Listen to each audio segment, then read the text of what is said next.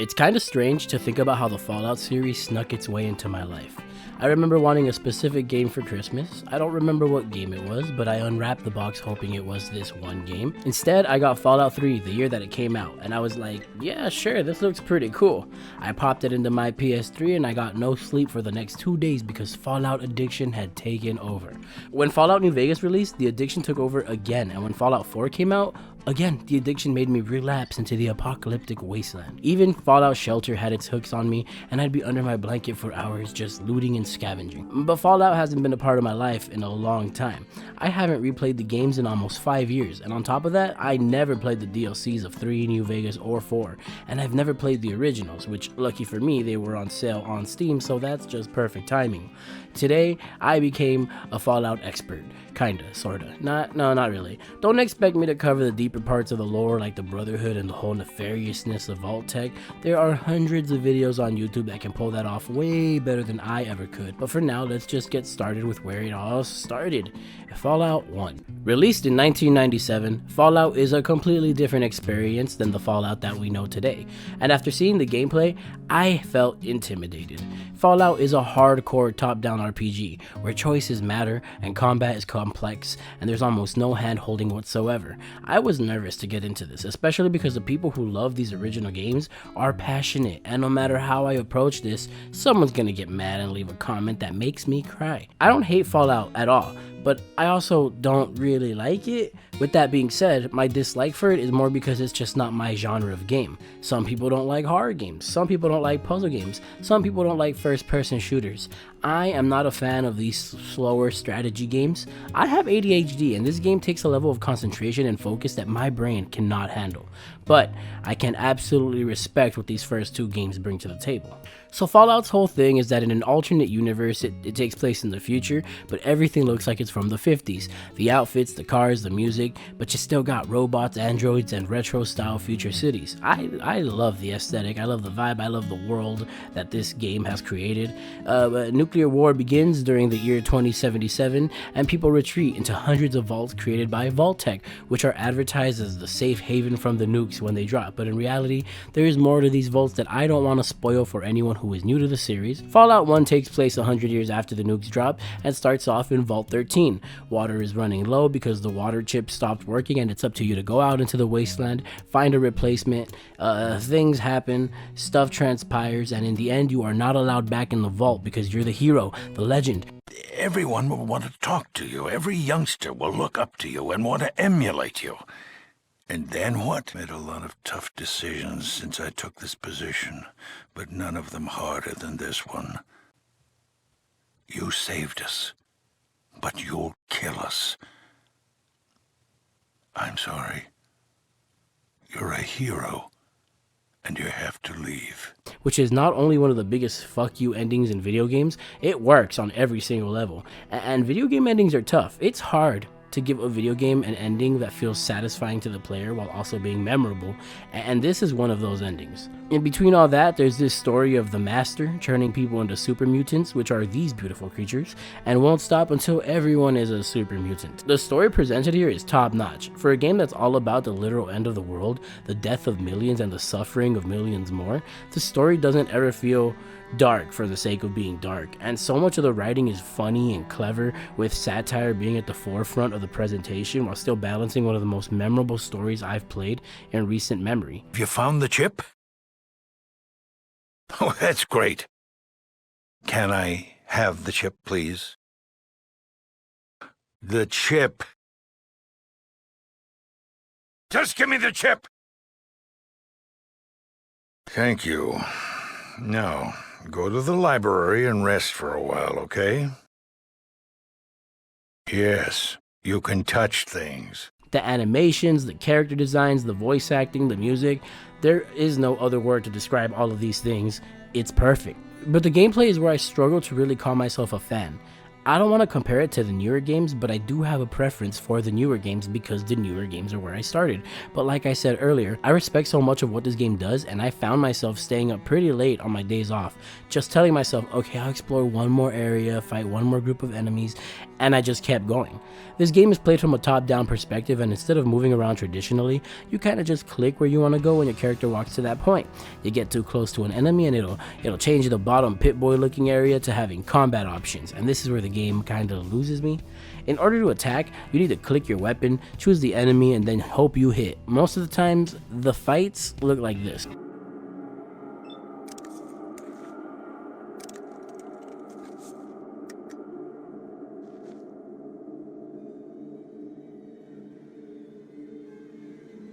And on top of all of that, and I'm not saying this as a negative, it's just something that kept me from fully being immersed and being more frustrated. This game is hard. It's hard. Like, I just kept dying. The darkness of the afterlife is all that awaits you now. And dying.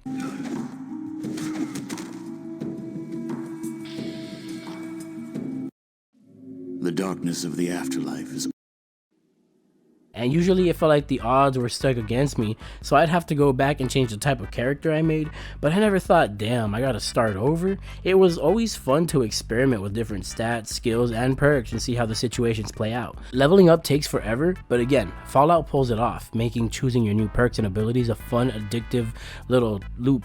Also, the perks are creatively designed. Maybe you're a night person, which makes you stronger and have more health whenever it's nighttime. One-hander makes it so you do more damage with one-handed weapons. Animal friend makes it so that animals don't immediately run to attack you. You also get a series of skills which have a percentage next to, and you can choose what you upgrade as you play the game. Things like small guns, big guns, energy weapons, melee weapons, throwing weapons, they make you deadlier with those specific weapons. Active skills like first aid or doctor make it so that when you heal you get back more health. Steal makes it so that you can steal from NPCs with more ease. Science makes it so you can hack computers with ease, and repair lets you repair your weapons and armor since they have conditions and can get weaker the more you use them. Passive skills let you be more social and maybe get better deals when shopping, convince enemies to not fight you, or friendly characters to give you information without having to do for them anything in return. This game really lets you make the character you want to make, and it shapes the experience around you depending on who you're making, and it's honestly so hype. It's the most immersive part of the game, and it's the most addictive part of the gameplay loop. The way you get around the map is pretty unique too. You have this big blank map and you can pretty much go anywhere, but sometimes you'll be stopped due to running into enemies or a point of interest. It's very basic, but it did make it entertaining to just go out there anywhere, somewhere, and explore. If I was more of a fan of the gameplay, then this would be a favorite. But for now, respect where respect is due, but it's just not for me. And that doesn't mean it's bad at all. I'm not calling it bad. And Fallout 2 is more of the same. I kind of bundled these two together because I feel I don't have enough to say about 2 to give it its own segment.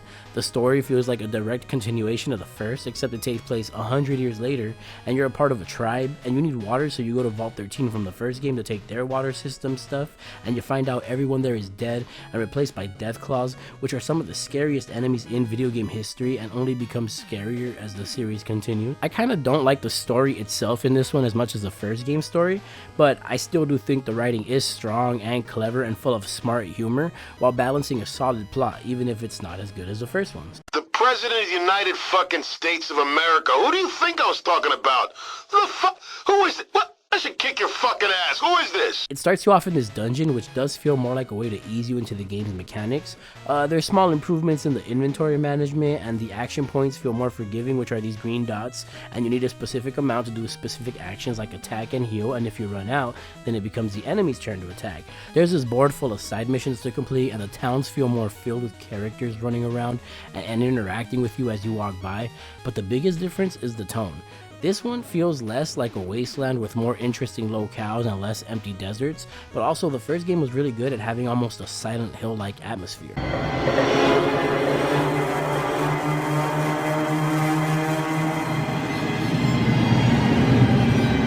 Fallout 1 and 2 I get it. I absolutely understand why there's so much love for these games. Even if I grew up with the later games, I can see myself going back to try these games without the pressure of having to review them later on and having my own little adventure. But for now, we got quite a few more entries to get through, so we'll get going and we'll leave these as a top tier experiences that everyone should definitely try, because it might be for you. You never know until you try. Next up is Fallout Tactics Brotherhood of Steel, but since there's 2 entries called Brotherhood of Steel, we're gonna stick to calling this one Tactics, and this one seems like a divisive entry. Some people think it's the most underrated entry, while others hate the changes it brought to the series. Instead of feeling like an RPG in the traditional sense where the enemies take their turn and then it's your turn, and you gotta keep track of how many attack points you have or whatever they're called, I forgot, oops. This time around it's constantly recharging and you're basically auto-fighting with enemies. Also auto-fighting. It feels way less like of a story and character focused journey and more of just kill this guy, run over here, kill this guy, and the story that is here is pretty weak. The dialogue isn't as clever or witty, the atmosphere is okay, but it's definitely a downgrade from the previous games. But as far as engagement factor during combat goes, I think this game is pretty good. It's a fun time running around killing everyone, and honestly, feeling kind of overpowered even if at the surface it sacrifices the vibe that Fallout always pulls off so well. I don't think it's a bad game at all, and it's far from the worst entry in the series I've seen so many people say. That honor goes to Brotherhood of Steel. I'm gonna keep this one short because I know nobody wants to talk about this one, and I don't want to talk about this one. Brotherhood of Steel, which yes, is a different game than Fallout Tactics Brotherhood of Steel. The one without tactics in the title is garbage. It looks cheap, the camera is awful, the clever writing and the eerie atmosphere with satirical elements are traded for tough man cursing with a lot of attitude. You gotta help all those stupid fucking people! And a bunch of sexualization.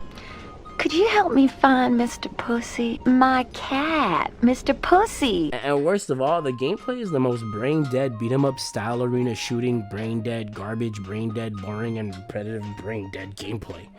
The open world is gone. The level up system is trash, and instead of choosing between fun and different perks and choosing what skills to level up, you kind of just level up the skills, but now there's so many limits, it doesn't really affect the experience you have.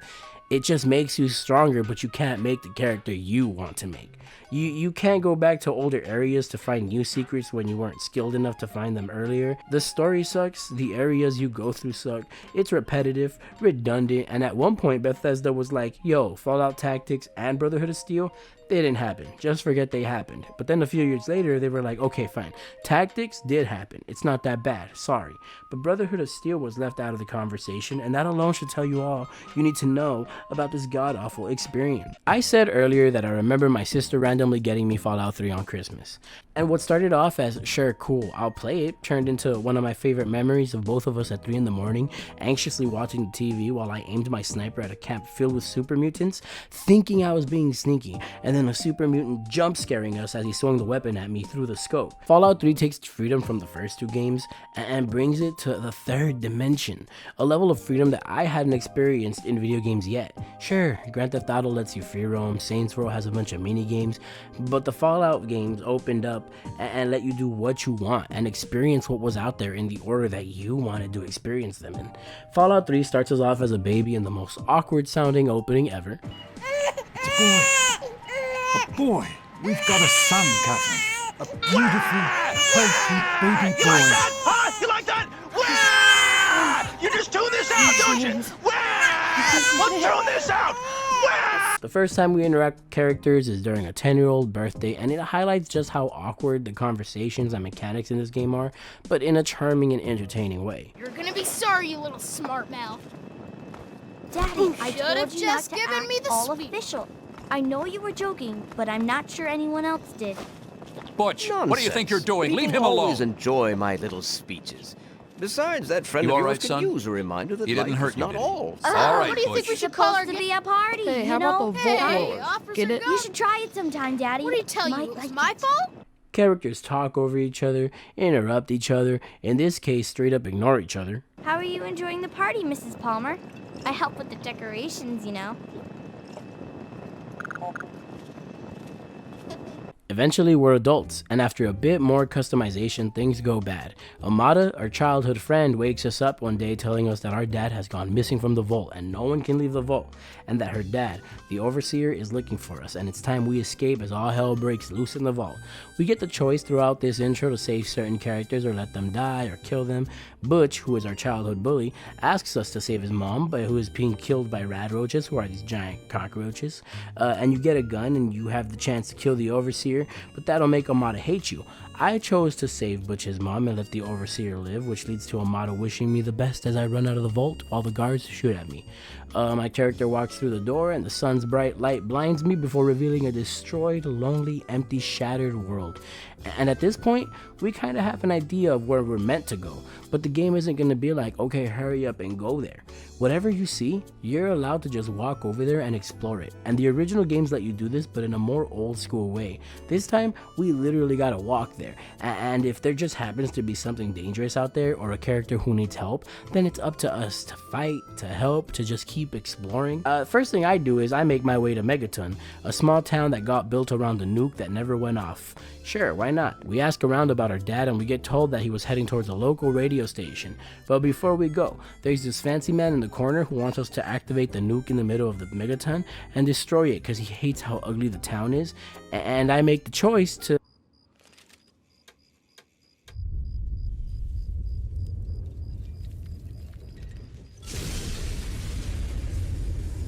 Just kidding, I couldn't do it. I like Megaton a lot, so I report him to the local sheriff, and it leads to the fancy man's death. I found this random supermarket and decided to explore it and kill everyone inside, and while walking down the street, this random kid goes running by, and I'm like, you good? And he tells me to find him back at his hometown because it got overrun. I try to cross this bridge, but I try to cross the bridge again, but then I get... Eventually, we find the Brotherhood of Steel fighting off super mutants, and after fighting alongside them, we reach the radio station where a giant mutant behemoth storms through and fucks up this poor guy over and over again. I felt so bad for him, and I just kept watching because it was funny.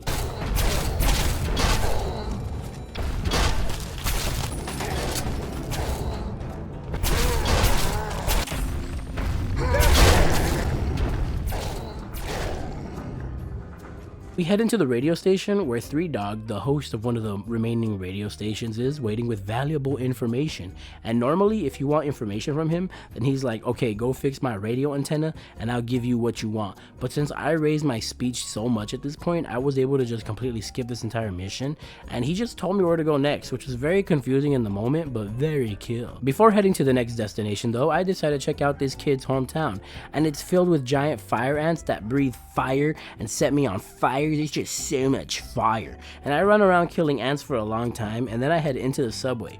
I got very, very lost for a very, very long time. I got frustrated.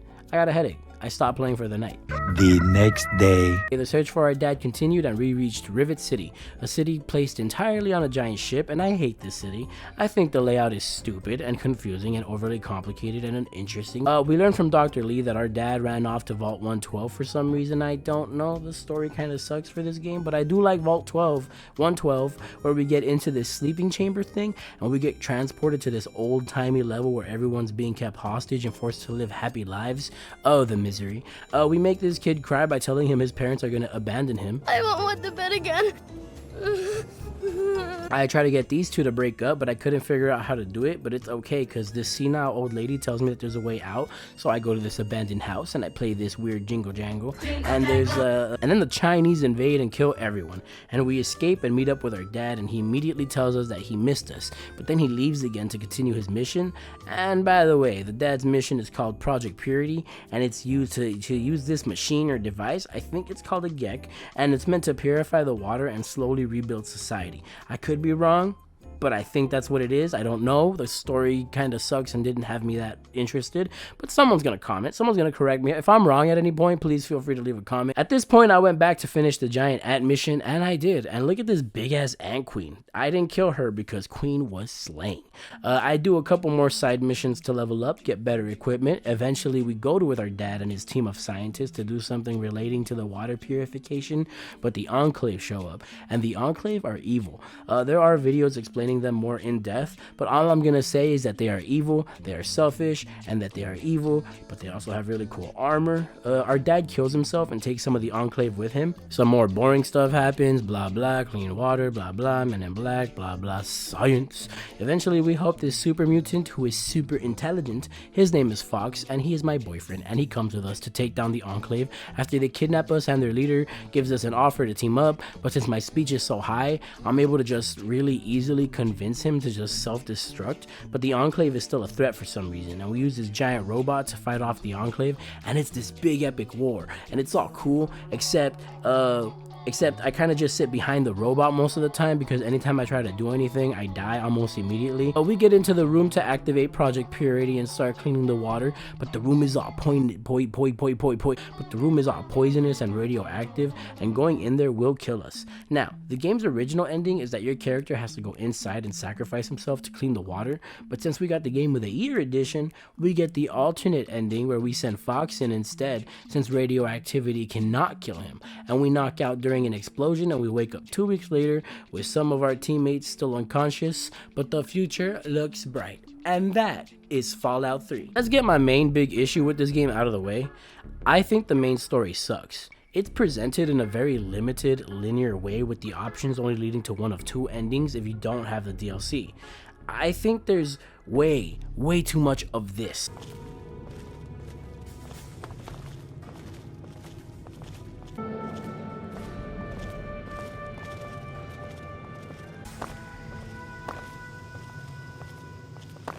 And the dad is not interesting at all. He is completely unlikable all the way through to his death.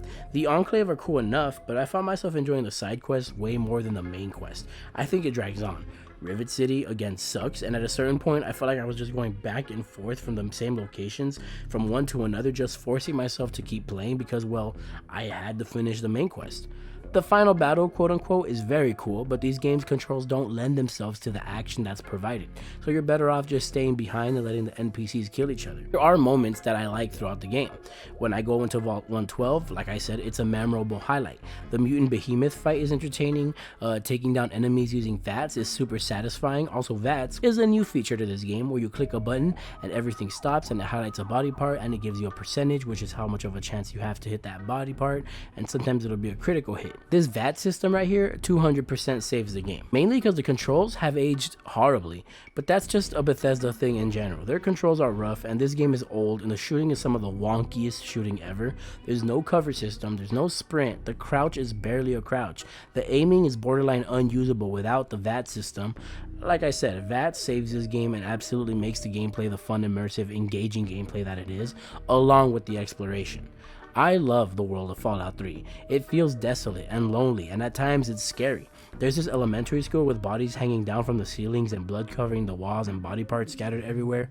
This building that's extremely dark and is filled with loud, fast ghouls. At one point I came across this train yard and it was nighttime and it was dark, and there were all these raiders and I was low on health items, but I managed to shoot my way through it, barely surviving. And at the end I saw this big ass locked up gate, and I opened it thinking there would be something worth exploring, and I saw this in the dark. When you walk out of that vault and you see this wide open world around you, there's no knowing what's out there, and the fact that there are some genuinely messed up and scary places and creatures out there is such a tantalizingly addicting treat to hold in front of you, and it's the game's strongest asset. The vibe, the end of the world aesthetic, the sound of the wasteland is all so top notch, and I had such a blast for almost all of my playthrough, except for the occasional rough main story moments, but I can ignore them if it means the world around the story is so good. That's not where it ends for Fallout 3. Bethesda released 5 DLCs for it, and after finishing the main story, I accidentally started one of the DLCs, so with no further introduction, I present to you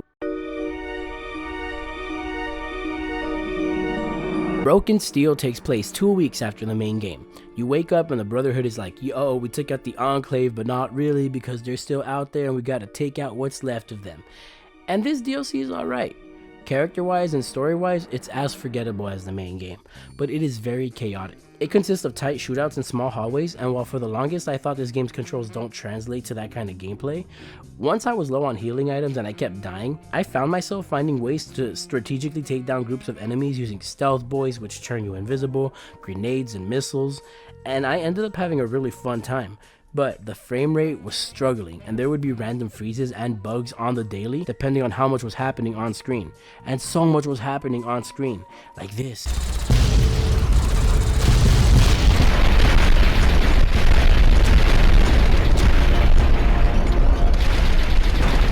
Eventually, it got to the point where the game had to load in so much data that the loading screens for some reason became extremely long. See, this is a normal Fallout loading screen. It's really not that bad considering all things. It was never distracting or did it ever detract from the experience. This was the loading screen halfway through the Broken Steel DLC. In fact, while we wait for the game to load, let me talk about something I didn't talk about in the main game, the side quests. The side quests are some of my favorite parts of Fallout. I think we can all agree Fallout 3 has no shortage. Those is a great one that I've covered already, where you find the town covered in fire ants and you have the chance to take down the Ant Queen and keep her alive, and in return you get a boost in your abilities. Trouble on the home front, where you go back to Vault 101 and find it struggling to go on since your escape, and you need to either put things back together or mess things up even further. It's interesting. Oasis is another banger that completely changes the scenery and involves this man who is stuck as this half tree creature and he wants to die, and you can kill him, sure, or you can accelerate his growth to save the wasteland but keep him suffering forever, and it opens up so many moral questions. And my personal favorite, Andale, a small town that seems loving and sweet, but there's this grandpa who's like, you gotta get out while you can, and eventually you find this shed, and inside are cut up body parts being cooked and turned into food, and you can either act like everything is cool or fight your way out and kill everyone on the way out. This side quest is downright scary, wild, and like I said, my personal favorite in the game. So yeah, those are some of my personal favorite side quests in Fallout 3, and it doesn't even scratch the surface of the amount of incredible side quests, and we're still waiting for Broken Steel to load. So yeah. So how's your day going? Oh, there it is. Do you see what I mean? Do you see what I mean? What is with this broken ass game? The next DLC I played through was Mothership Zeta. I do not like this DLC. Okay, I do kind of like it. I think there are aspects to it that are cool, but overall, I would never want to play through it again. The DLC starts when you walk up to this alien spaceship and get abducted, and then you wake up in the ship and the aliens are all laughing at your dick size, even though it's perfectly normal to be a late bloomer, and some people even prefer when they're smaller because the bigger ones hurt, so there's nothing wrong with the game froze right here, but weirdly enough, I could still pause and unpause my game, and like I said, the game froze, except for this alien back here who was still moving around while Thing 1 and Thing 2 were just stuck in time. I restart my game and get abducted again, and this time it all works out. Mothership Zeta takes place entirely on this spaceship as you team up with a group of characters to try to escape. There's Soma, a girl who I don't remember her backstory. This little girl who I think her name was Susie and she has dead parents. That's all I know. There's this guy who was alive before the nuclear war and has been frozen since then, so all this news about the world ending and nuclear warfare has him shaking in his boots. This cowboy looking guy that I was attracted to, don't tell Fox, and this samurai who is gonna tell you all about himself. There's also Jimmy the Astronaut. He's sleeping. I personally like the group of characters we meet. I liked watching them interact with each other and share their little experiences, even if it is the bare minimum. But together we shoot our way through long hallways after long hallways after long hallways after long hallways after long hallways. This DLC is very repetitive and boring. Now there are moments I like. You can ask characters to come with you, and I asked the cowboy guy to come with me at one point, and I used this spaceship to kill a bunch of enemies while he had my back, and even made comments about the situation around us, and then he got vaporized. It kind of felt cinematic. After this, the remaining members head to the cockpit and face off against the leadership, and this part is pretty cool. It feels epic, and you got aliens breaking in and the characters shooting them while trying to manage the boss fight in front of them, and the samurai is running around with a sword. At the end of the DLC, the characters that we saved decide that being in space is way better than being on Earth and become a space team while we head back to Earth and reunite with Fox and Dogmeat, who is so happy to see us he has melted into the ground. Overall, the DLC is just fine. I like these freaky looking abominations, and the weapons you get are some of my favorites so far, but the shooting is so clunky and wonky, and in a game that's biggest strength is the open world and the exploration, having another hallway shooter DLC started feeling kind of disheartening. Point Lookout is my single favorite Fallout experience so far. I think I like Point Lookout more than I like the main Fallout 3 game. So Point Lookout starts when we get to this boat and we're greeted by this lady who's like, yo, are you going to Point Lookout? My daughter, her name is Nadine. She went there. Can you find her, please? I agree and try to buy a ticket for the boat, but no matter where I go, I can't find the captain. I check the first floor. I check high. I check low, and that's where I find him, low, under the pier in the water for some reason. We make our way to Point Lookout, and it's dark, it's eerie, it's foggy. It's an entire new map with new areas to explore and creatures to face off against. I was expecting another DLC filled with hallway shootouts, but no, Point Lookout gives so much content. When we get to Point Lookout, I get told about a mansion that might be worth checking out. I head to the mansion and run into these cuties. I love these guys. They're so freaky looking and ugly, and they make weird noises and they feel like something out of Wrong Turn. I knew I heard something! I meet Desmond inside the mansion and his 2 dogs, and then he asks me to help fight off these members of a tribe who are assaulting his mansion and trying to kill him. I love this entire mission. It's intense and fast paced, and yes, it takes place indoors and in hallways, but you're given so many types of weapons to fight them off with. You can place down mines in front of these doors so it kills them as they run in. Also, Desmond is a piece of shit. I hate him, and he's also one of my favorite characters in the series so far. He's such an asshole, but he pulls it off in such a charismatic way. I'm always being insulted by him, but I can't help but be like, The answer is training, you ignorant fuck. I've got 100 years of experience on you, and don't you forget it. Desmond asks me to infiltrate the tribe that attacked him and become one of them, find out what's going on the inners. So I head towards where the tribe is staying, but I find this little satanic ritual site surrounded by dolls and creepy statues, and an entrance to a basement, so of course I go inside. And there's this wall covering up a tunnel, and I try to blow it up, but it doesn't work, so I decide to leave and come back later. And as soon as I leave, this big ass scary looking hillbilly is running towards me, and this made me jump. I know it doesn't seem that bad, but when the controller is in your hands and you got this big ass Goonies looking motherfucker running towards you, it makes the titties bounce, trust me. I get to the tribe's hideout, but they ask me to prove myself by going to take a plant from a wild pingu plant. I don't really know what it is, but I go into the cave where the plant is and I fight off these mire lurks and swamp lurks, and I'm just gonna say it. Does anyone else find swamp lurks kinda hot? Like, look at their abs and muscles and thighs. Hold on, I need to Google if anyone else thinks this. Tell me I'm not the only one that finds lake lurks kind of cute, which is what they're called in New Vegas. You're the only one. No. Nah, I'd let them hit. They alright. They fugly. Shut the fuck up. It looks like when you see a 12-year-old kid doing a Fortnite emote in public.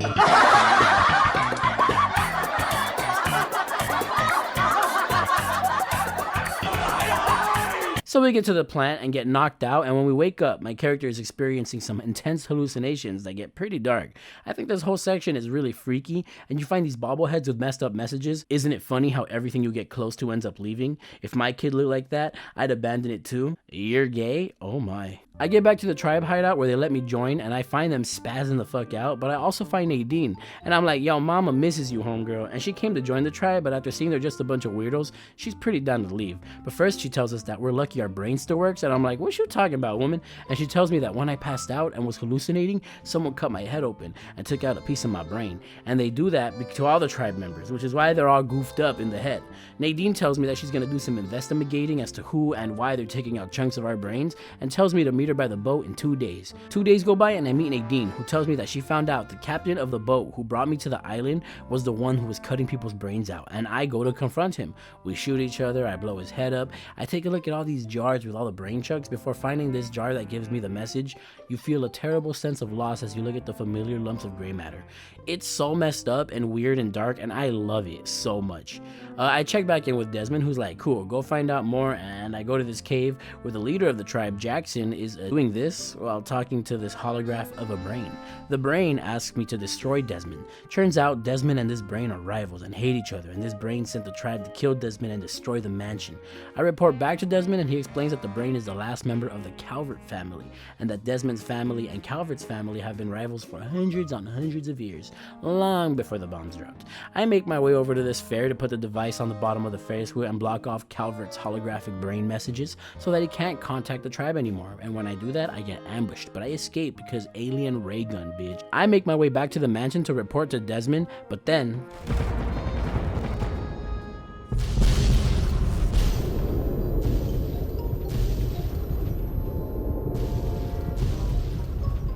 I find a panic room where Desmond is angry because his dogs died in the explosion, and together we make our way to the local lighthouse because that's where Calvert is hiding. We fight our way through a bunch of robots and get the choice to kill Desmond or Calvert. I choose to kill Calvert because bro is a fucking brain, and Desmond is like, good job, now go away, I never have to see your ugly ass again. And then I kill Desmond too because why not? I love him as a character, and ending his story with both him and his rival dying, I mean, it just felt right. On the way back to the boat, I stumble upon this old man who wants me to find a book and return it to him. And then when I leave his home, this lady walks up to me and is like, he wants to bring back the devil. Don't give him the book. When you find it, give it to me instead. I go back to the ritual spot from earlier, and this time the wall is taken down so I can go into the tunnel, and it's dark and it's creepy. So I did plan on doing the right thing and giving the book to the girl so it could be destroyed, but the old guy offered me money, so he wins. I give him the book and he kicks me out of his house, but I sneak and follow him down to the basement where he's worshipping a dead body. Point Lookout has set the standard so high for the remaining DLCs, that atmosphere, the almost paranormal feeling, the creepy new enemies, the way the burnt forest look in the dark with the fog and the Goonies enemies lurking around every corner. I think the characters are all great, and the story, while yes it is anticlimactic by the end, the journey itself is a fun time. It felt like I was playing an indie horror game, and I can't recommend Fallout 3 enough just for this DLC. And I'm hoping this means the remaining DLCs are also going to be stepping it up. So after each DLC, I usually have to find Fox and Dogmeat and reunite with them so they can follow me and protect me. This time around, I forgot to do that, and on my way to the next DLC, this happened.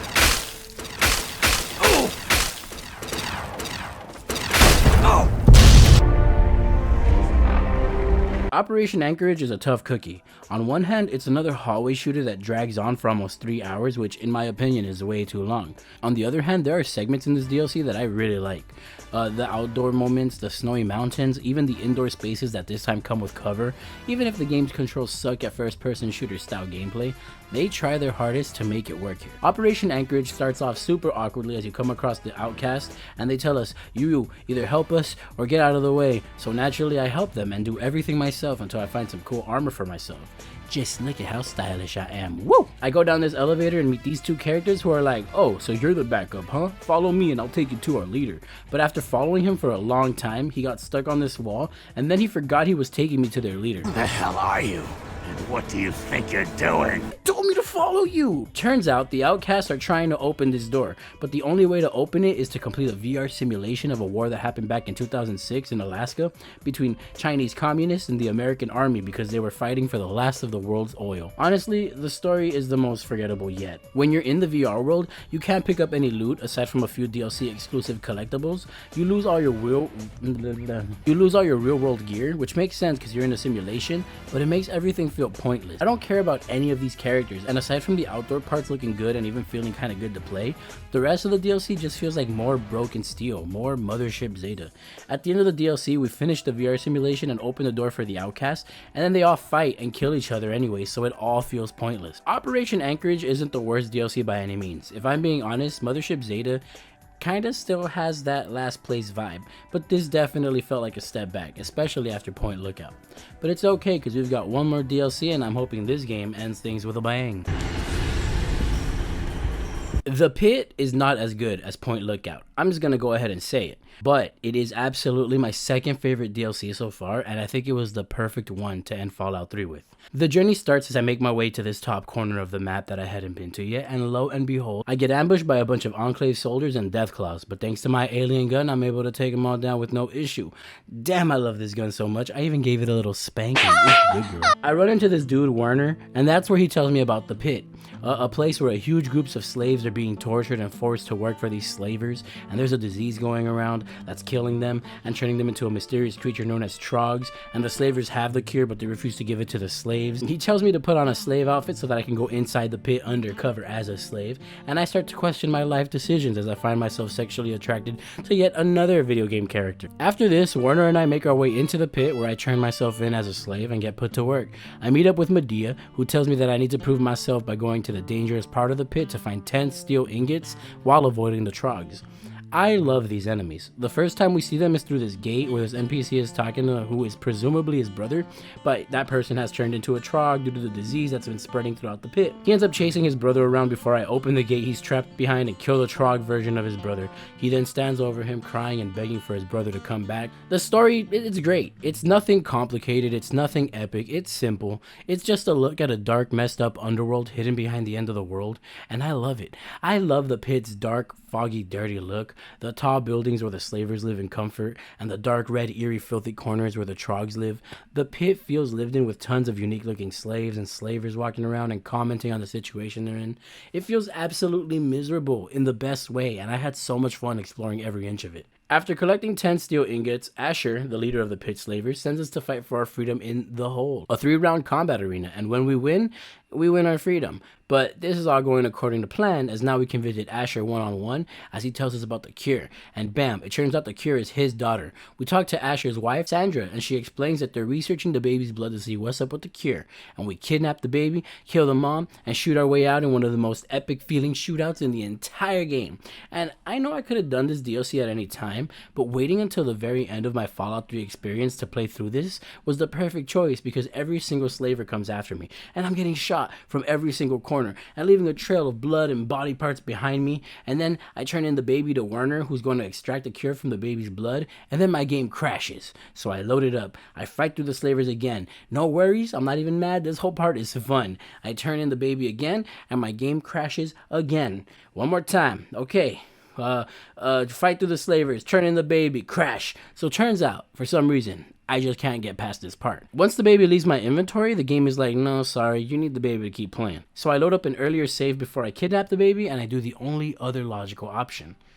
I eat the baby. Eating the baby is a mod you can install, but we're going to pretend this is how it really ends. When I got my brain cut out during Point Lookout, combined with the alien trauma, combined with watching my dad die, combined with spending time in VR with a broken brain, it just led to a fractured mentality where I end up eating a baby. The end. I'm pretty nervous going into reviewing New Vegas. The people that love this game, they absolutely adore it, and will probably show up outside my window at night ready to hang me if I say anything bad about it. And I have nothing but good things to say, but I do also have, I guess, a couple of bad things to say, so not nothing, a couple of good things to say. Anyway, New Vegas starts off all stylish, showing us New Vegas itself before zooming away and showing a grave being buried. A gun is aimed at us by these very oily, shiny looking men, and we're shot and left for dead. Bam. Title sequence. In New Vegas, we play as a courier, someone who delivers packages across the wasteland, but obviously we got involved with the wrong crowd. But we're not dead, since this robot digs us up and takes us to the local doctor, who fixes us up and asks us a bunch of questions like our name, to which I respond with Iggy. I can't say it's what I'd have picked for you, but if that's your name, that's your name. Immediately, New Vegas does an excellent job at setting itself apart from the last entry. Fallout 3 takes its time telling a story before letting us explore. We get to know these characters and watch our character grow up before things go wrong. And when we finally leave the vault, the blinding light from the sun slowly calms, which lets us take in the destroyed world around us in dramatic fashion. In New Vegas, you leave the doctor's office and are greeted by Goodsprings.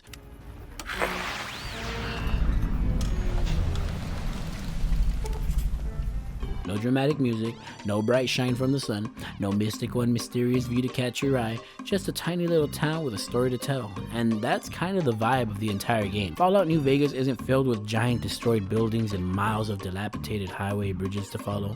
It's filled with giant empty miles of nothing but sand and destroyed road to walk on, but there's always something off in the distance. Maybe it's a roller coaster, maybe it's a big ass dinosaur, maybe it's these giant statue guys shaking hands, or maybe it's the sight of New Vegas off in the distance. When you're brought back to life, you have one goal in mind: find Benny, the guy that shot you and left you for dead, and kill him.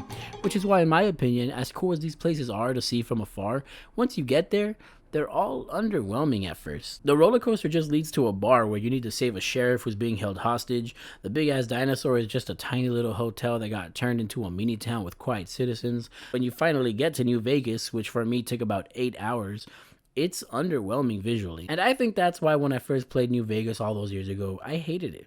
I was so bored with it. I didn't care about the story. I didn't care about the characters or the writing.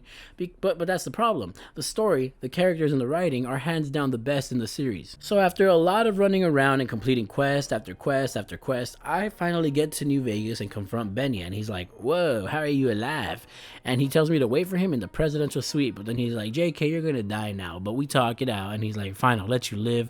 but I'm on the run with the platinum chip, which is like a gambling chip. It's the thing that I was delivering in the beginning of the game that got me in trouble. It's a gambling chip, but it's not. It's like a USB, and depending on who has it, it can either be really good news or really bad news.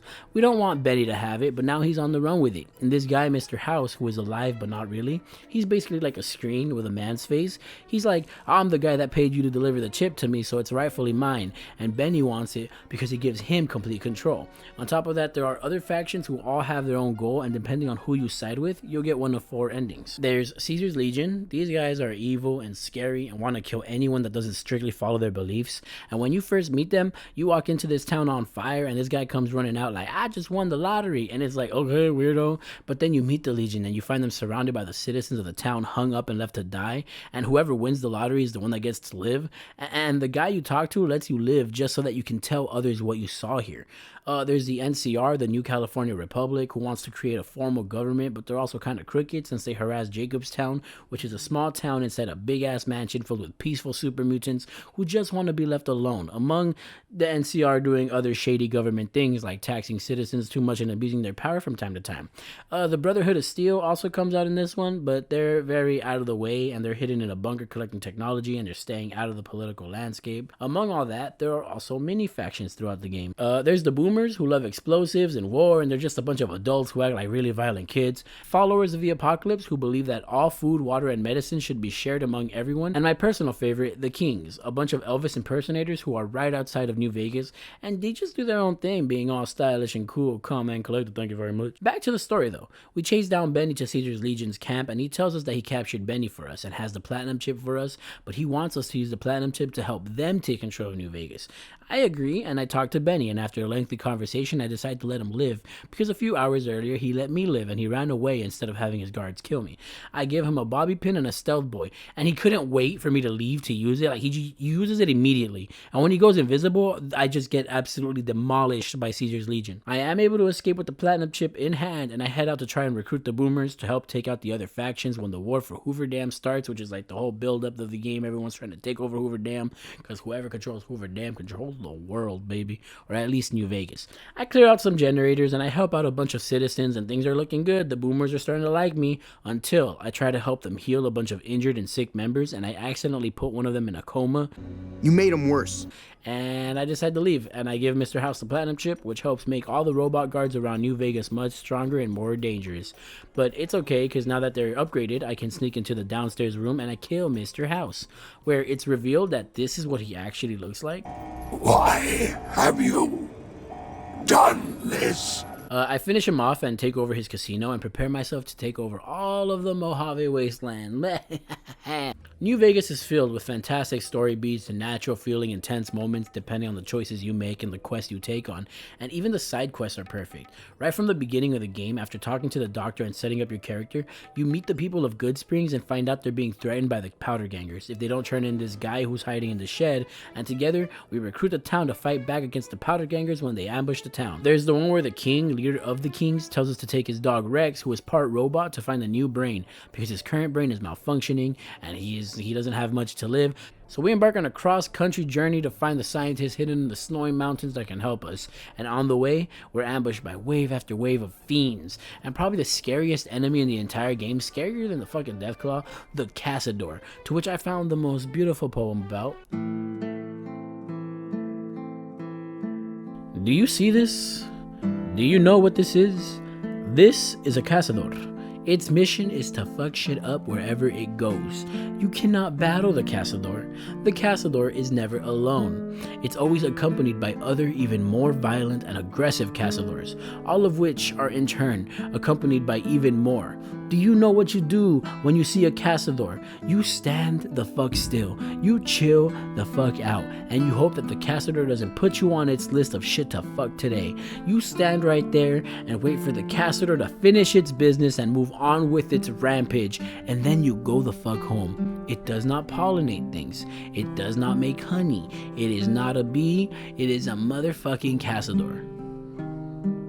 And then someone online mentioned that you can just shoot the wings and they become way less dangerous. So that's fun to learn now that I'm done playing the game. We get to Jacobstown, which I mentioned earlier, and we're able to get Rex a new brain, which I was excited about until he glitched out and just disappeared completely like 10 minutes later. Maybe it was the new brain telling him to abandon me. There's this quest, Come Fly With Me, that is half adorable and half absolutely terrifying, where these ghouls want to escape Earth because of how they're treated and because they believe in some otherworldly thing. So you help them get the rockets ready, and then they take off in their rockets to a new planet to start a new life.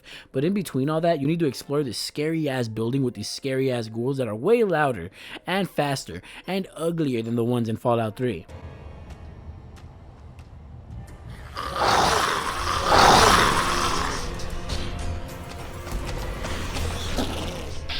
Were you scared? Tell me honestly. Above all, the gameplay feels so much better than Fallout 3.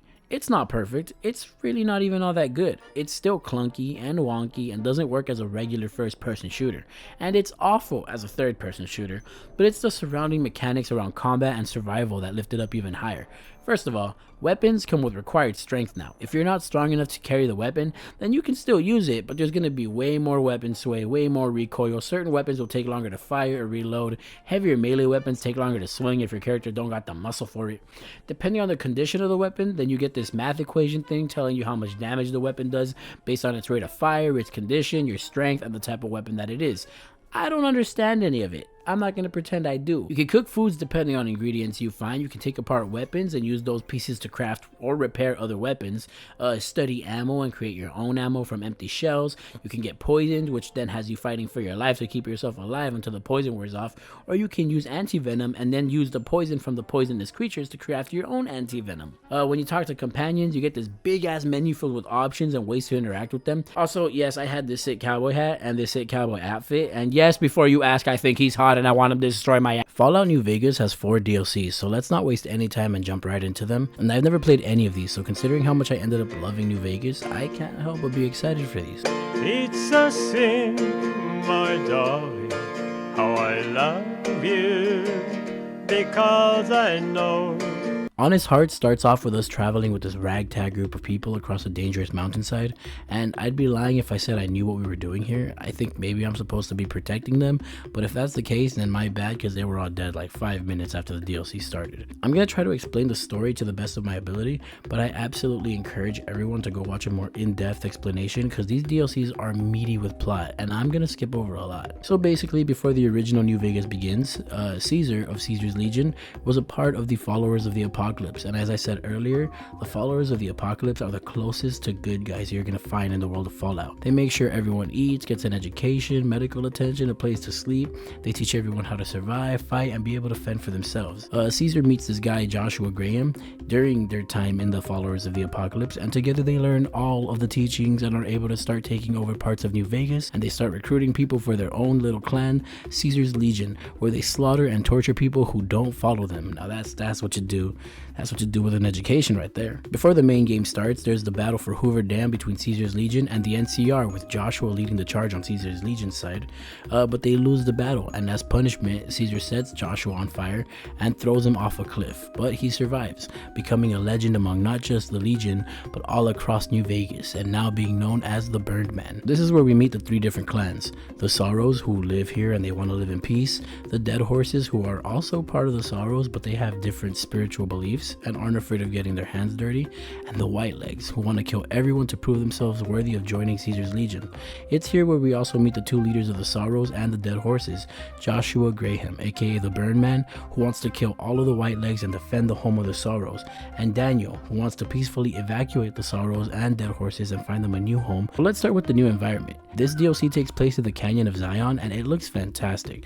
I love this area. It's beautiful and filled with tons of mysterious and interesting caves to explore, and there's even these terminals in the caves that tell a story about a man who survived in the caves right after the bombs fell and described what it was like. The enemies are all creatures we've already seen in the base game aside from the White Legs, but as the first DLC that I played through, this one does a great job at introducing us to a few new characters and fun objectives and good gameplay, shootouts, and an interesting story. You've got characters like the Burn Man, who is rightfully a badass, and you're like, hell yeah, let's fight for our home. But you also understand where Daniel's coming from and wanting to run away peacefully, because the Sorrows are some of the last people in the world to still have that childlike innocence of not wanting to kill. In the end, we get the choice to either run away or fight, and I choose to fight because fuck yeah, murder. So we kill all the white legs and we take back our land, and then we learn that because of our actions, the Canyon of Zion becomes a safe and flourishing land where outsiders start visiting and trading with the locals, but tensions between the Sorrows and the Dead Horses begin to grow, with violent outbursts between the two becoming a more common thing. Joshua ends up living in peace and decides to leave violence behind him, but Daniel, who can't take the two clans going against each other, watching them slowly become more violent while choosing to follow Joshua. Yeah, so he goes home and he's just haunted by my decision for the rest of his life. And when I saw that, I couldn't help but sit back and think like, damn, my bad. I did not mean to make you feel that bad. Goddamn. Overall, Honest Hearts is a memorable and fantastic start to the DLCs, and I'm excited to see what's next.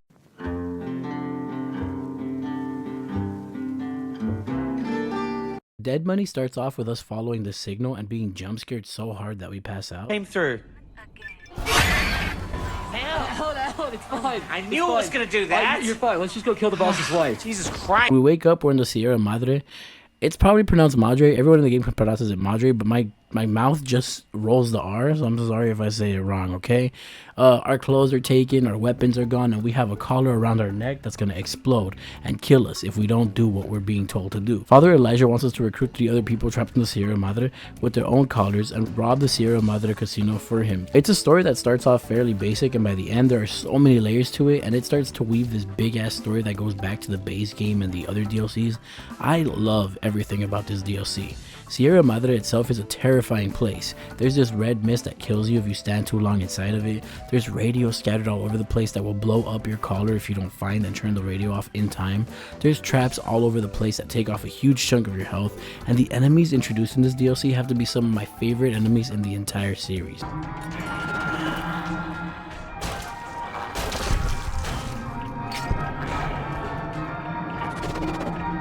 The way they move is freaky and supernatural like. They do a bunch of damage and have cool weapons, and when you kill them, they don't actually die. They pass out for a few seconds and then they come back to hunt you down again and again until you get a weapon strong enough to rip off their head, which is the only way to kill them, or blow off any body part really. You really just want to blow off a body part here.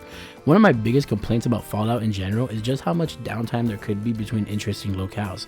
I love the world, I love exploring, but sometimes a 10-minute walk in a big ass open area does start feeling a bit redundant. Meanwhile, this DLC feels like it never lets me just stop and breathe for even a minute.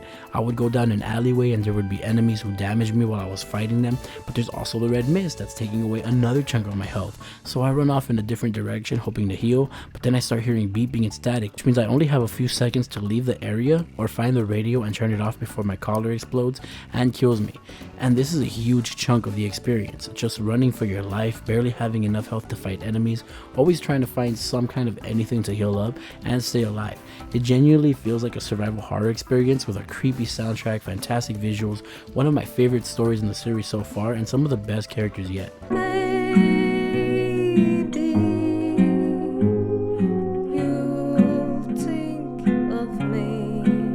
Old World Blue starts off with us checking out this satellite and being knocked out, and then waking up and finding out these robot scientists perform a lobotomy on us and they took out our brain. But they're not really bad guys. They kind of just want to understand humans because, I mean, they think our hands, our fingers are penises. I don't recall the human penis ever being that large. No, it's holding up an array of fully erect hand penises.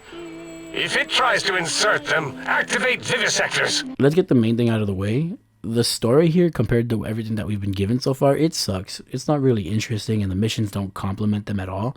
With that being said, who cares? This DLC is so immature and funny, but there are still moments where things get dark, followed by immediate humor that always feels well written and natural to the environment and situation. You get a handful of amazing new weapons, this proton axe that damages robots, and one of the most badass weapons ever, the K9000 Cyberdog gun, which has a dog's brain inside of it, so it also has a dog's personality. It growls whenever there's an enemy around, it has little ears that move around, and it whimpers whenever you swap it for another gun. You get new outfits, outfits, and you can even do these challenges that let you upgrade the outfits and weapons to unlock new areas or give you advanced stealth abilities, etc, etc. One of the challenges to upgrade one of the guns reveals that they've been torturing and experimenting on dogs and turning them into these Night Stalker creatures. There's also this toaster that wants to destroy everything, and it thinks it's the deadliest thing on the planet. You want some weapon schematics? I can show you some fucking weapon schematics. You want a superheated Saturnite power fist? I can hook that shit up! I think the environments look great and it's fun to look at, and in a game that has absolutely pulled off the sci-fi cowboy style, having a DLC that goes all in on the sci-fi stuff feels fitting.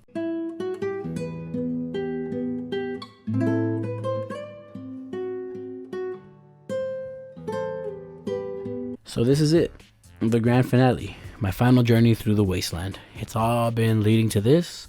All the DLCs have been getting better and better, and I can't wait to see this huge epic story wrap up. So Lonesome Road starts off with us going into this building and discovering EDE, a cute little robot that does happy beeps when he's happy and sad beeps when he's sad.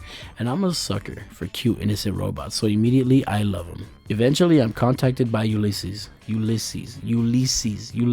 what the fuck, who's using EDE to talk to me, and turns out this guy has been everywhere I've been. The DLC locations, he's been there. The main game locations, he's been there. He's been waiting for me, keeping track and passing along the message to me that we'd eventually have to meet and face off. And oh snap, was he someone that was important to Father Elijah? Maybe he worked with Mr. House. Maybe he was in the Brotherhood of Steel or a part of Caesar's Legion. The imagination runs wild. No, turns out before the game starts, our character delivers a package to the Divide, which is where the DLC takes place.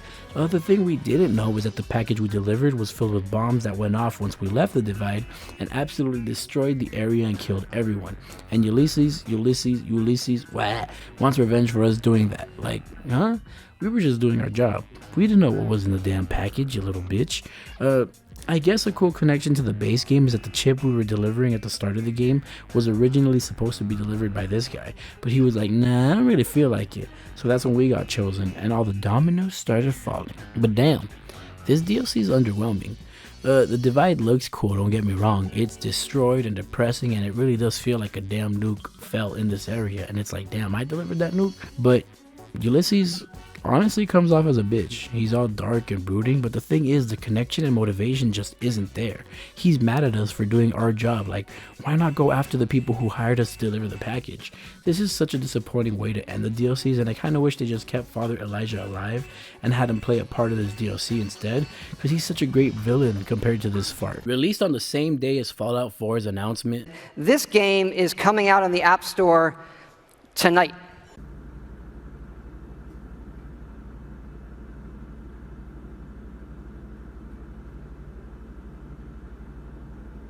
Fallout Shelter is a mobile game that I personally think stands out in the sea of mobile games. Are there time-based objectives and real-time waiting? Of course there are. Are there microtransactions? Oh, of course, by the dozen.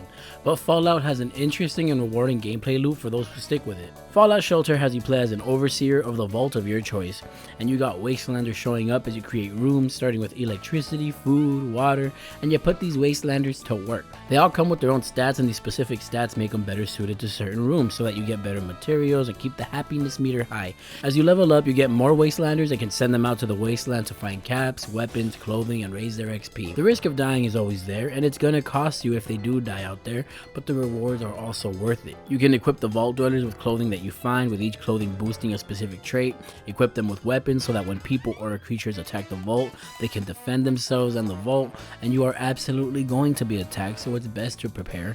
The more vault dwellers you add to your vault, the more rooms you unlock. Med bays and science labs let you make stim packs and rataways. Gyms let you train a dweller's strength. Radio stations let you call more wastelanders and invite them to become vault dwellers, and so on and so forth. Eventually, you unlock the Overseer's office, which lets you choose from a series of quests and send up to 3 dwellers together to finish said quest. These quests are super rewarding, offering you tons of XP, good loot, and caps as you complete them, and character stats affect their performance out in the wild. Overall, Fallout Shelter is a mobile game, there's no denying that, and if you hate mobile games or mobile games with these kind of gameplay patterns, then this probably won't do much to change your mind. But as a Fallout fan who's been unhealthily obsessed with the series lately, this is definitely a fun game to just kind of turn my brain off to and kill some time every now and then. It is crazy to think that at the time of making this video, we are close to hitting 10 years since Fallout 4 was released. I remember Fallout 4's announcement being the only thing that mattered to me during the time that it was happening. Bethesda had their own conference entirely focused on revealing the advanced graphics, the new gameplay and mechanics, the customization, and then the game came out. I bought it on day one and I was in love. Fallout 4 consumed my every waking moment. I spent hours upon hours exploring every centimeter of this game's world, doing as many quests as possible, making multiple saves to see the different endings with the different factions, making my own base even though I was never good at it. Let's start with the weakest part of the game, the story. During the press conference, we were promised a look at the world before the bombs dropped. Exciting stuff. Because one of the great things about Fallout is the world that existed before the bombs fell. And that is where our game starts. But then you play the game and you kind of just walk around your house for 5 minutes and then things go wrong and you're immediately running to the vault where the rest of the intro takes place. So our look at the world before the bombs fell is like a little peephole in what could have been a fun life simulation before the game starts. But whatever, we go into the vault and they freeze us in these freeze chambers, and one day we're randomly unfrozen and they try to take my ugly ass son, but my wife is like, no, you can't have him, so they shoot her and take the baby, and we witness it, but then we're frozen again until one day when we're not frozen anymore and we unfreeze our dead wife and we're like, I'll avenge you and I'll get our son back. And so then we start chasing down the man who took our son for a long time until eventually we find him and face off against him and kill him and steal a piece of his brain to travel through his memories and find where our son is. And our son is being held by the Institute, and everyone in the Commonwealth, which is where this game takes place, it takes place in the Commonwealth, is scared of the Institute because they kidnap people and replace them with robot versions, so everyone's paranoid and turning against their own friends and family, like, you're a robot, are you a robot, are you a robot, boom, I shot you, but blood came out, so you're not a robot. Eventually we make our way into the Institute by creating a teleporter, and we finally find our son Sean, but he's over here screaming for help because he doesn't actually believe we're his dad, so he's calling him father. Yes, it's me, your dad. I'm here, Sean. What's going on? Father? Father! Sean, open the door. I don't know you. Go away. Father! Father, help me! There's someone here, help me! Sean, please, calm down. I'll get you out of there. Father? Father, help me! And then this guy comes in and he just shuts down our son, and then he reveals that he's our son and that this is a robot copy of him. And we were frozen not for 10 years, which is what we originally thought. We were frozen for 60 years. What? And also our son is the leader of the Institute. What? And he's replacing people with robot versions to create a perfect society. But also when a robot becomes sentient and wants to live a normal life, he hunts them down, even though wouldn't that be the whole point of your plan? You want them to go live a normal life. So why do you end up giving me quests to go bring robots back that are out there trying to like run away and live their life? What? I will admit, I think the reveal that our son is this old sack is pretty cool, but it falls apart when you realize that the dude's plan is fucking stupid.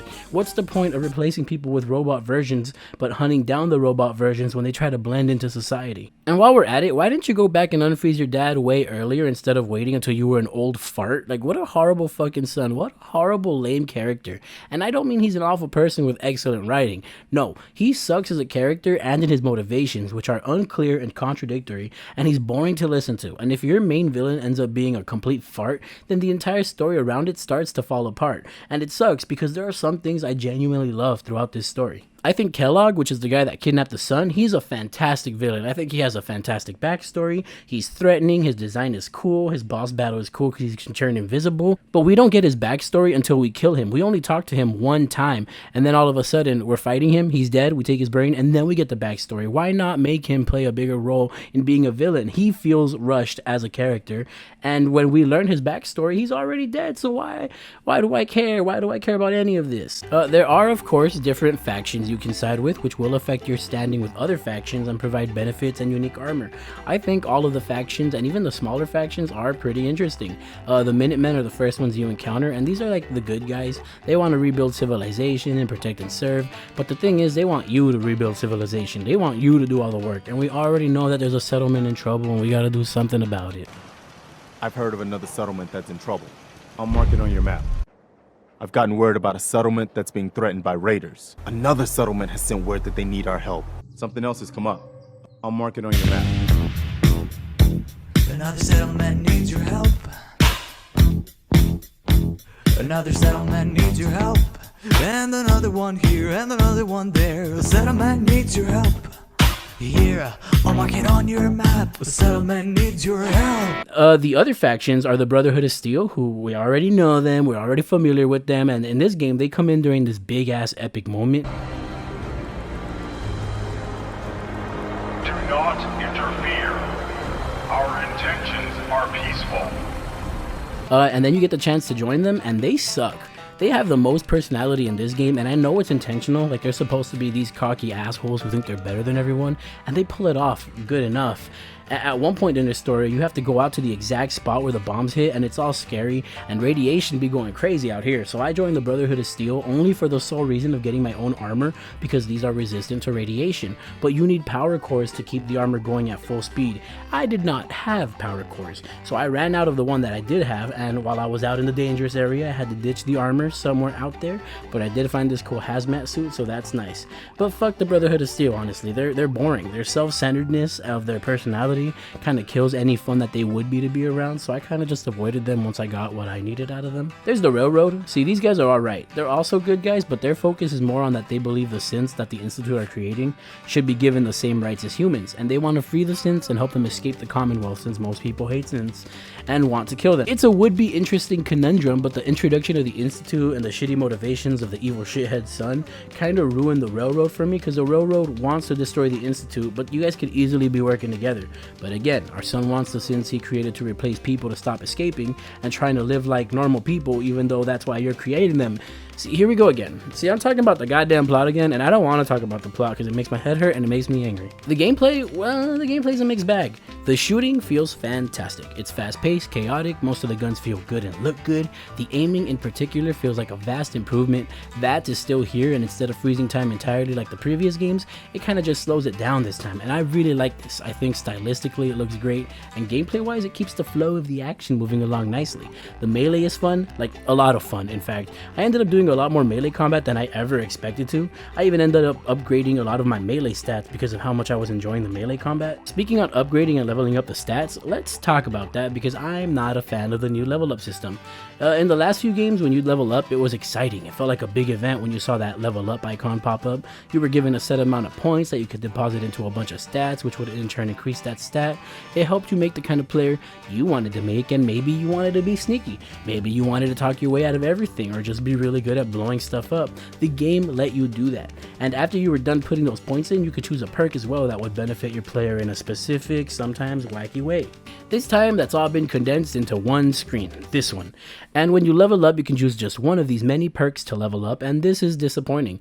It feels grindy and even kind of overwhelming. I get why they did it. This time around, there's no level cap. So with an infinite level cap, they had to stretch out the perks and how long it would take to level them up. But you feel it. Leveling up never feels satisfying because instead of making the character significantly better in a way that benefits you and is gratifying for your work, you're kind of just like, okay, I guess I'll level up just 1 star of luck, and maybe later on down the line I'll increase my lockpicking or my science or my speech. It feels like you're being handed crumbs for the sake of stretching out a pretty bad and sparse reward system. But it is fun to run around and explore and level up, which is a good thing. I think the city areas look fantastic. I'm a big fan of the colors used. The destroyed areas filled with debris and tons of buildings you can explore are filled with super mutants, raiders, and other creatures. The open areas with the burned up trees look good, as do the smaller neighborhoods. Ghouls make a return, and I hate how the ghouls look now compared to how freaky they were in New Vegas. The item management is also trash in this game, specifically weapons and armor. So one of my favorite and most satisfying features of the previous games was the weapon condition. The more you use a weapon or the more you were hit while wearing specific armor, that weapon would slowly become old, rusty, harder to use. It would get clogged while reloading, or it would get shaky while shooting. Armor would protect you less, and you would have to go repair your stuff. If you had 2 of the same weapon, you could use the parts from one weapon to repair the other. Same goes for armor. Or you could pay someone or find a workbench to repair your stuff. It played a huge part in the gameplay because going into a big fight with shitty weapons and shitty armor meant you just made the fight way harder on yourself. That's all gone in this one. Sometimes if an enemy has the same weapon as you, there's going to be a plus sign next to it if it's a stronger version, and you pick it up and that weapon will stay in the condition that it's in. If you go into your inventory, you'll see you own 2 of the same weapon, or 3 or 4, so on and so forth, and you can sell or drop one of them, which will automatically automatically drop the weaker one. Same goes for armor. And that shit sucks. This is one of the worst ideas this new game decided to bring in. Having a bunch of the same weapons and not being able to repair your new one while it slowly degrades just makes it feel useless to loot enemies and locations. At one point, I just stuck with my current set of weapons and I stopped looting the other weapons. I would just loot bottle caps, which is money. If I haven't said that, have I said that yet? We're pretty far into the video, so if I haven't said that yet, I'm sorry, but I'm like, if you're here for professional review, this is not the place. All right, the only time I would pick up a weapon or an armor is if because it was a legendary weapon or armor, because what's the point in changing armor when the one I'm wearing is overpowered? What's the point of changing weapons or collecting more weapons when the one I got is just never gonna degrade? It makes the game really easy in a lot of ways, and there were enemies that I struggled with, but it was never because of my weapons. It was never because I wasn't being strategic with what weapon I was using. They were just tough enemies and I wasn't healing on time. And it makes it stop feeling like an RPG and just like another open world shooter. The best way I can describe it is that gameplay wise, this feels more like Far Cry than it does Fallout. And base building is added, which I only used once for a mission and never touched again, but I won't hate on it because I've seen some people build some really impressive stuff. It's just not for me. But you know what is for me? Companions. And this game has a bunch and they're all hot and cool. You got Dogmeat, and okay, well, he's a dog, so he's not hot, but he's a little fucking cutie, and Dogmeat is the GOAT. If you don't like Dogmeat, don't even talk to me. Piper, who is a journalist trying to expose the Institute, and she's hot. Nick Valentine, a synth detective who is also hot. Codsworth, who is a robot, but he's probably got a bunch of vibration settings, so he's hot. Real talk though, the companions are especially great in this game. They're useful. A bunch of them actually play significant parts in the story. They interact with each other. They have likes and dislikes depending on your actions out in the world, and the more time you spend with them, the more comfortable they become with you, and they start to open up to you about their past and about their fears, and maybe one day you could even marry them. Wow. Fallout 4 does a great job at being a new entry on current gen consoles, but it also in a lot of ways feels like baby's first Fallout. It's a stripped back experience, and if you're looking for an RPG, this is a step way back from the last entries, and New Vegas is still absolutely the top title for me.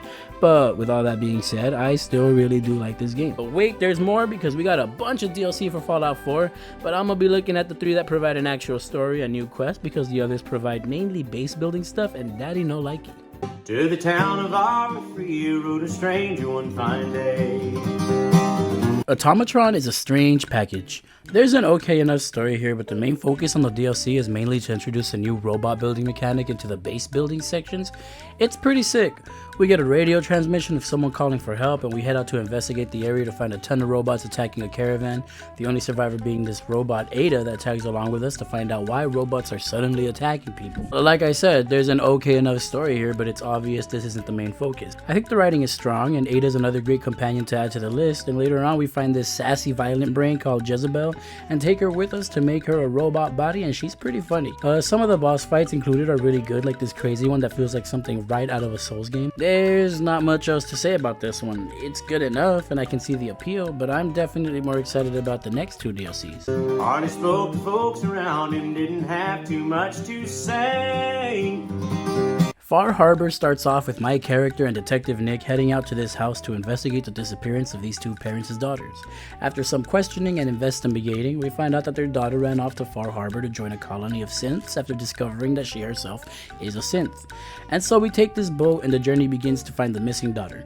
Story-wise, this shit slaps. We meet the citizens of Far Harbor while they're under attack. The new enemies are all scary looking in different sizes. Everyone in Far Harbor is a jerk and fucking sucks. So we head out to Acadia, the place where synths go to hide and meet Dima, the leader of the synths and probably the best character Bethesda has ever written. Dima wants everyone on the island of Far Harbor to live at peace with one another, with the other clan being the Children of Adam, a clan filled with people who worship the bombs and the radiation. Everyone is at each other's throats and it's up to us to try to put a stop to it or lead them to war. During all this, we find the missing daughter and she tells us that this place isn't what she thought it would be and that Dima is hiding some dark stuff. So we do some more investigating, and what turns out to be one of the best and most fun experiences in my entire Fallout 4 run turns into one of the worst experiences I've had in my entire time making this video.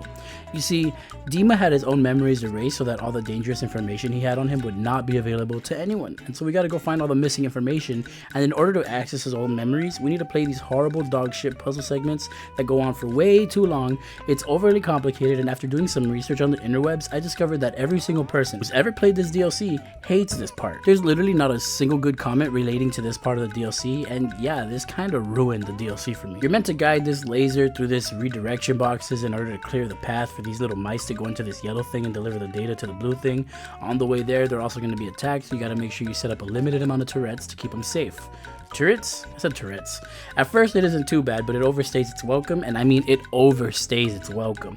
I ended up spending almost an hour and a half in this dumbass mode, and sometimes the stupid little mice things would bug out and wouldn't walk, so I'd have to exit the puzzle and come back in to watch them slowly make their way across the map, and then slowly make their way back across the map. And there's just puzzle after puzzle after puzzle, and it always just ends with me looking up what to do when I was having a ton of fun exploring the island and fighting creatures and uncovering secrets. And for the pacing to come to a complete halt, not just for a cutscene or for a mission or two, nah, it's almost 2 hours of the most monotonous puzzle solving. Okay, I'll stop. The point I'm getting to is that I hated this part so much. I backed out of the 5th puzzle and decided to take the information that I already had from the first few puzzles to just get whatever ending I was gonna get. Turns out Dima was hiding nuclear launch codes, so I go to steal those and I nuke the submarine where the children of Adam are hiding. I then go find this dead body and oh baby, this is where the DLC really pulled me back in again. You see, Dima has these 2 assistants who are also synths. They help recruit other synths throughout the wasteland. One of the synths that's helping out Dima, the real version of her, the human version of her, she's dead. Dima murdered her and then buried her body. We confront Dima and convince him to turn himself into the people of Far Harbor in hopes that they focus on his honesty and find forgiveness, and they keep the peace going. And then this happens. That's no comfort to the person whose life I took. Not exactly the first person to do something evil and say it was for the greater good. I wanted to prove that humanity and synth could coexist. Those murdering synths! The people of Far Harbor then storm Acadia and kill all of the hiding synths, including the daughter of the parents who hired us in the first place. I go back and report to the parents that their daughter is dead and Far Harbor is doomed, and they're like, we can't live like this. So I kill them too. No one dared ask his business, no one dared to make a slip, but a stranger there among them had a big iron on his hip. The final piece of DLC starts when we receive a transmission for a place called Nuka World, an amusement park by the creators of Nuka-Cola. On the way there, we find this guy on the floor dying, and he's like, my family's trapped in Nuka World. It's full of raiders, please go help them. And so heroically, we do.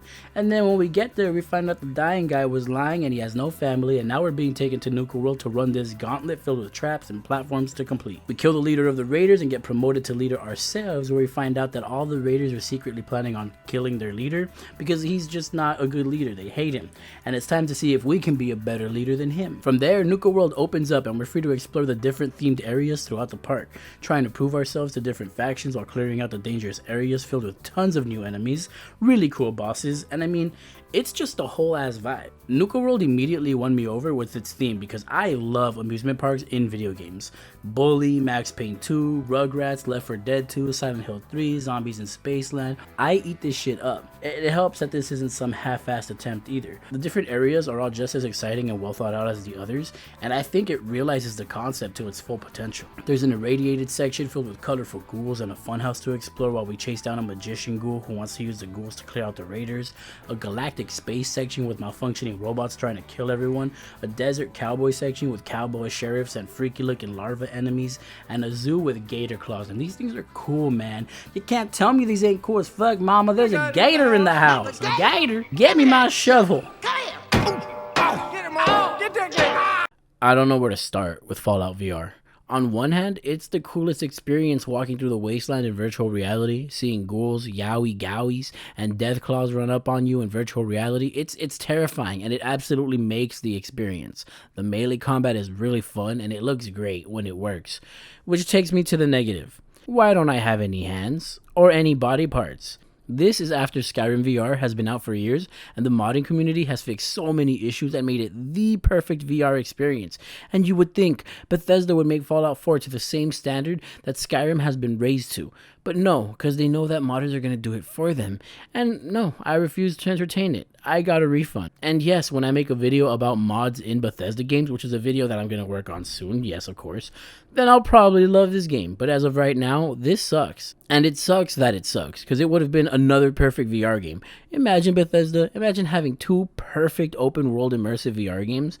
But no, you guys suck, and if you're going to put no effort in your VR ports, then at least put effort into the next Fallout game. Oh my god. When Fallout 76 first released, it was very disappointing.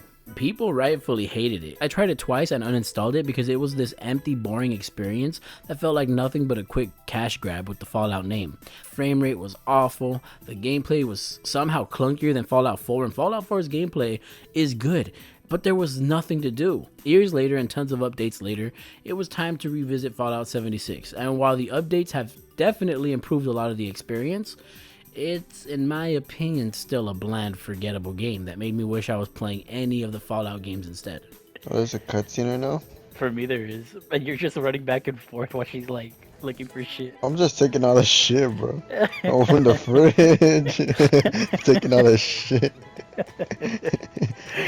Hey, buddy, how's it going?